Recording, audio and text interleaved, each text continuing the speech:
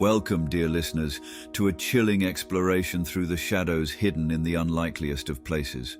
Tonight, we will navigate you through two unsettling tales, poignant reminders of the perils that lie beneath the facade of our digital realm of hookup apps, where the innocent are just looking for a little bit of fun. Embark on two intriguing tales with us.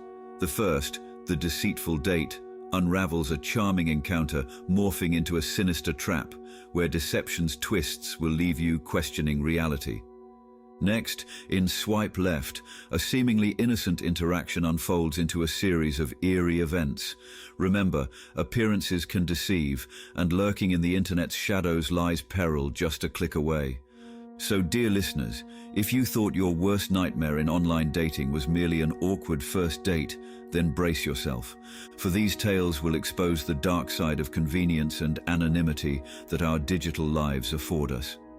These are stories that remind us of the dangers that lurk in the shadows of every unverified profile and every unsecured connection. Will you dare to stay and listen?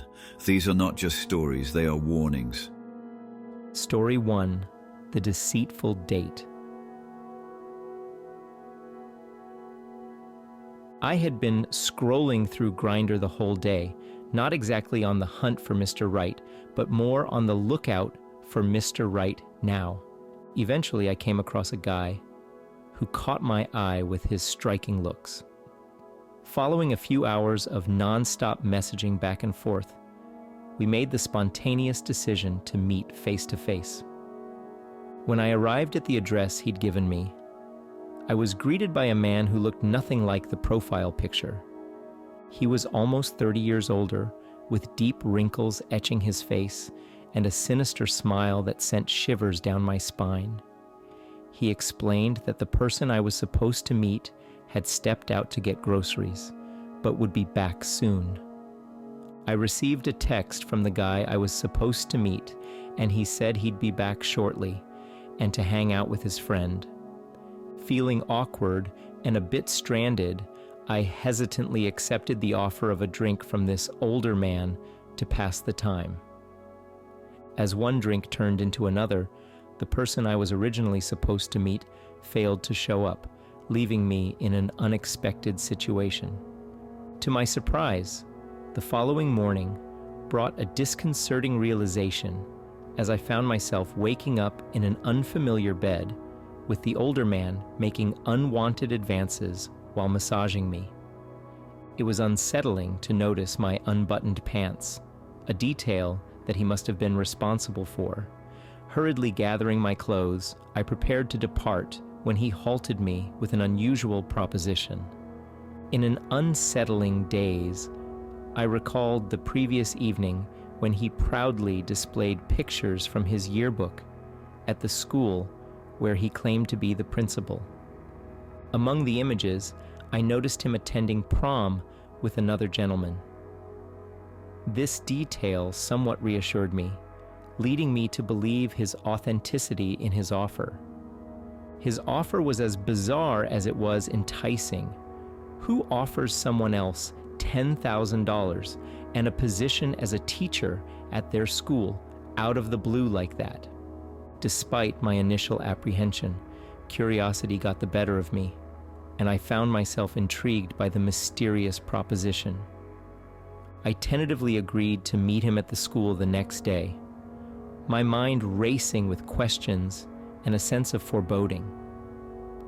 As I pulled into the school's parking lot, an eerie silence enveloped the surroundings. Not a single soul was in sight, and the emptiness of the lot sent a shiver down my spine. I hesitantly tried calling him, but the phone rang unanswered. My text to him went unacknowledged, adding to the growing unease settling within me. Each passing moment intensified the feeling of dread as I grappled with the unsettling reality of the situation. The man I thought I was going to meet never showed up. Disappointment washed over me as I stood there, scanning the area for any sign of him. It was then that I noticed a peculiar detail. The younger man's texting style was remarkably different, leading me to suspect that the older man might have been using multiple phones. As I pieced together this strange puzzle, the older man had seemingly vanished without a trace, leaving behind nothing but an unsettling mystery.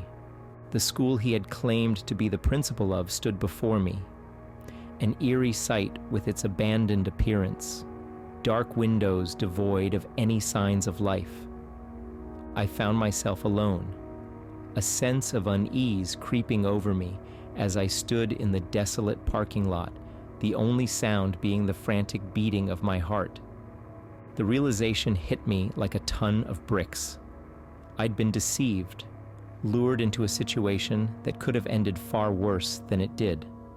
The charming profile picture, the engaging conversations, the job offer, it had all been a ruse to trap me in a dangerous game. I drove away, shaken and scared, but grateful for the narrow escape. I looked up the guy's name online and saw that he'd once been a part of a church and banned from re-entering due to sexual assault towards other men. This whole situation was a chilling reminder of the dangers lurking in the shadows of online dating. As I reflected on the close call, I realized how easily trust can be shattered in the digital realm. The sense of betrayal lingered, serving as a cautionary tale for future interactions in the vast expanse of the internet. From then on, I vowed to be more cautious, always remembering the deceitful date that could very well have cost me my life. Story 2. Swipe left. My heart pounded in sync with the pendulum of the wall clock. The flickering neon lights from the outside were the only source of light in my dingy, cramped apartment. The glow on my phone screen was a harsh contrast against the inky darkness. I had just gotten a notification from Grindr. "You've got a new message," it chimed. The tiny preview of his profile picture was vague in the low light. He was tall, dark, unusually attractive. Probably out of my league, I thought. Without much thought, I started responding. We chatted for a bit. He was witty, charming. Something about him drew me in. It was nearly intoxicating. Before I knew it, I was caught up in a whirlwind conversation. And then the question came, "Do you want to meet tonight?" he asked. My heart skipped a beat. I was nervous, yet strangely excited. I agreed, and we decided to meet at a nearby pub nobody really knew about. As I walked into the dimly lit bar, I was instantly engulfed in a cloud of smoke, the smell of stale beer, and hushed conversations. The place was almost deserted, except for a few loners hunched over their drinks. Then I spotted him, sitting alone in the corner booth, his presence radiating an eerie charm. He stood up, his gaze piercing through me, sending a chill down my spine. He was even more attractive in person, dressed in a sleek black suit that clung to his well-built figure. His smile was alluring, but something was disconcertingly off about him. As the night wore on, I found myself drawn into his entrancing stories that were both fascinating and disturbing. Every now and then, his eyes would glint eerily under the flickering bar lights, and his laughter echoed in my ears, creating an unsettling symphony. An hour passed, then 2, and suddenly I felt a sharp pain coursing through my body. My vision blurred, my head started spinning, and a deep-seated fear crept in. I tried to get up, but crumbled back into the chair. The last thing I remember was his ominous grin and his words that echoed, "You really shouldn't trust people so easily." I woke up in my dimly lit apartment the next morning, feeling disoriented. My head was throbbing, my body aching from an unknown cause. As I rubbed my eyes, I noticed a strange mark etched on my arm, sending a shiver down my spine. Panic set in when I realized my phone was missing, replaced only by a mysterious slip of paper. On it, a lone line stood out, written in a chillingly neat handwriting that made my skin crawl. It read, "Enjoy your stay in the digital underworld." The room felt colder, the shadows deeper, as I tried to make sense of this eerie message that seemed to forebode an unsettling journey ahead.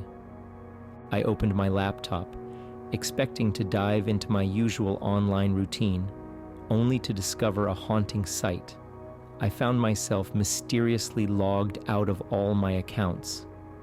Panic swept over me as I realized that my entire online presence had been mercilessly wiped clean. In an instant, my digital existence, my identity, everything that made me, me, was stolen away. I felt like an apparition in the cyber realm, disconnected from the virtual world that was once an extension of myself. In the tangible world, I remained, but in the digital sphere, I was but a ghost, lost in the vast expanse of the internet. As days turned into weeks, I was plunged into an abyss of fear and paranoia. I kept receiving cryptic messages, strange calls, and my life became a living nightmare. My digital ghost kept haunting me, reminding me of that eerie night and the charming stranger whose real name I never knew. Who was he? A hacker? A psychopath? An entity from another realm? I can never be sure. But his words still echo in my mind. You really shouldn't trust people so easily. My life is a testament to this chilling advice. I never used Grindr or any dating app ever again. I'm still living in this fear, the fear of a random Grindr hookup gone horribly, horribly wrong.